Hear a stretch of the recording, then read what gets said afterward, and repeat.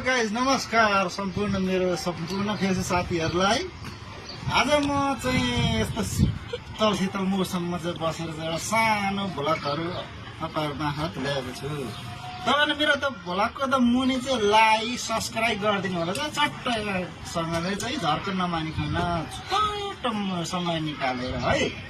आज मेरो सिङहरू चाहिँ पानीको ड्रमहरू छ, यहाँ चट्टसँगले ड्रमहरू छ। म माथि रुम अगाडिको हो। यहाँ चाहिँ तपाईँहरूलाई चाहिँ मेरो यो सानो अनुरोध क्या, अरू केही गर्नु पर्दैन, लाइक सेयर गर्नु, त्यति बेला मलाई पुग्छ। अरू केही पनि चाहिँदैन। हवस् त, नभएर बाल काम तपाईँहरूको तल डिस्प्लेमा हेर्नु होला है। कति सुन्दर हिमाल हेर्दाखेरि मनमोहक देखिने कति राम्रो ठाउँ। भन्दाको यात्रा चाहिँ कस्तो भयो सुनाइदिनु त सरस्वती एकचोटि। मेरो यात्रा राम्रो भयो, खुसी लाग्यो। सब ठाउँ घुम्यौँ वऱ्यौँ, भ्याइसक्यौँ, कोसेली बोकेर आयौँ होइन। के भन्नु र, रमाइलो भयो यात्रा। काठमाडौँ कहिले ल्यान्ड गर्नु हो? काठमाडौँ आज ल्यान्ड गरेको 3 बजीतिर।